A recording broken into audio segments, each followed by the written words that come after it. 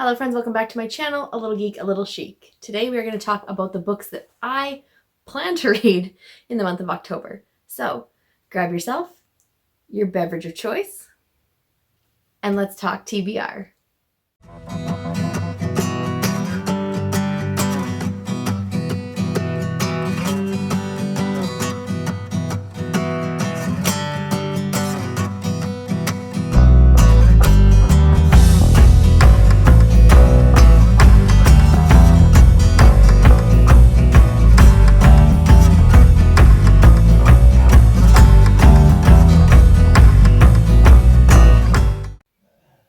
Let's take a moment for this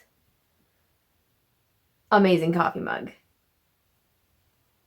It's got a Dolly Parton quote on it, and I absolutely love it. Now, let's get into the TBR, shall we?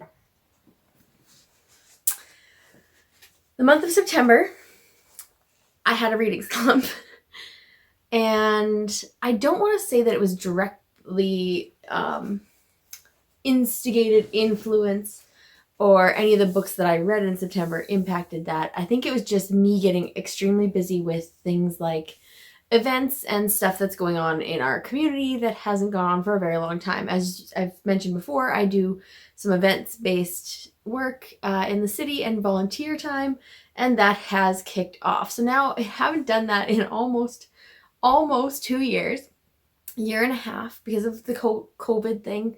That's still obviously a very big issue, but things, eventually have to start up again, and in order for some aspects and businesses and things to survive. So I understand completely, and I'm out there volunteering my time and my services like I was before, and it's just been extra busy. So I have to get myself back in the mindset that I used to be, of more planning my time accordingly and not just doing whatever I want when I want, because there's nothing but endless amounts of time. So now I have to get back to the way I was a year and a half, 2 years ago, where I'm more structured in my daily to-dos and etc. Add to that a new house that we are working on, trying to, do things like drywalling a basement, insulating a garage for the winter that is definitely coming, and getting that stuff done relatively quickly, or as quickly as we can, just between the two of us and our time and our schedules that allow, and my schedule becoming even more busy now. It's become a thing. So my reading has taken a hit. I have a few books that I wanted to read in September. Some of them I will still hopefully get to. Some of them I've already started, so I want to finish those. So my TBR for October will be, I call it smaller, but I hope I can get to at least some of these books on top of the ones that I want to finish that I didn't finish in September. So on that note, I'm currently reading Survive the Night by Riley Sager. Hopefully I want to finish that this weekend. It was on my September TBR and I just started it in October. It's okay though, because it's my October, we have a group of girls, we have a book club together.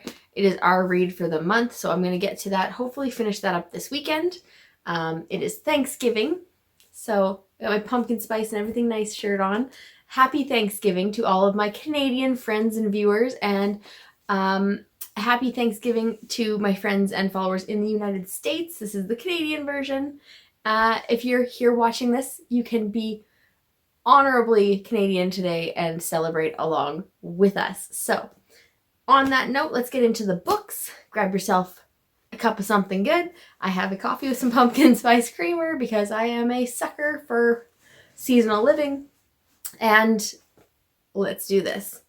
First book I mentioned already in my October haul video, so if you haven't watched that, it will be linked at the end of this video for you guys down below too, so you can go click on it and see the books that I got in October. Strictly Little Free Library and one that I had gifted to me based. So it is a completely free book haul, which is crazy awesome cool, and it is up and ready for you guys to watch. This book was in there. I got this from a Little Free Library and I'm very excited to read it, and it is 13 Tales of Horror by the 13 Masters of Horror. Well, I love them all. Probably not, because it's a short story. anthology, but I hope to dabble and like read one here and there in between other books and just like as a break from the heavier reading. R.L. Stine and Carol B. Cooney and Christopher Pike are in here. Super excited to read from those guys. All the nostalgia vibes. Feeling the nostalgia vibes this Halloween and October. So a lot of this kind of like goes in with that. So this is a book on there for sure. Hopefully I can dabble through all 13 stories and let you know which ones were my favorite, which ones I hated, and if it was a good pick from the Little Fairy Library. Next up, I am going to attempt to read a Stephen King book. I've read one Stephen King book and I didn't like it. It was a short story about a husband and a wife, the husband who secretly kills people, the wife finds out about it kind of thing. Didn't love it. And hopefully that's just a one-off because Stephen King is very much loved.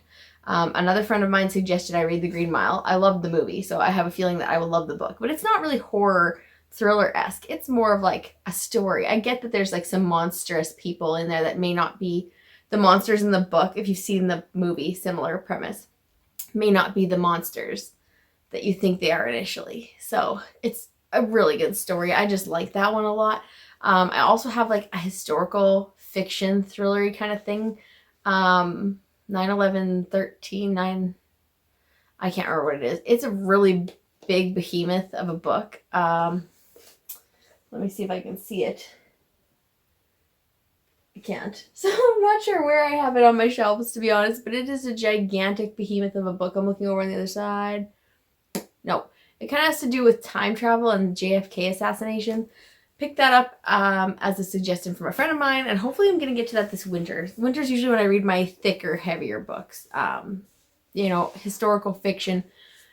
If I dabble in some fantasy, that's when I'll get to it. I hope so. I've been collecting a mass of fantasy books that I'm just excited to get into. So November, watch for those to start appearing.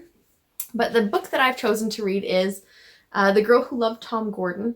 This was suggested for me, sorry about the glare there, the window, by Kim over at Bookshelf Bunny. And she loves Stephen King. She reads all of the Stephen King books, and I want to dabble. Her and I like to trade/share books here and there, and she has quite the collection. So if I ever wanted to read a Stephen King book, I know where to find them. And this one she suggested to me, so I picked it up at a used bookstore, and it was in great shape. And it's smaller than his other books, but apparently it's really good. It's only about 260 pages, I think. And it's about a girl who is out with her family, loves Tom Gordon, the baseball player. That's where the reference comes from. And she gets lost, I believe, in the woods, and what ensues from there. That's all I know about it. Hopefully I will love it, and it will spark my interest in some more Stephen King. I am not interested in it at all, so don't try to sell that one to me. I will not read it. Pet Cemetery, the movie was great. Cujo, yeah, but still a good book. Still a good movie.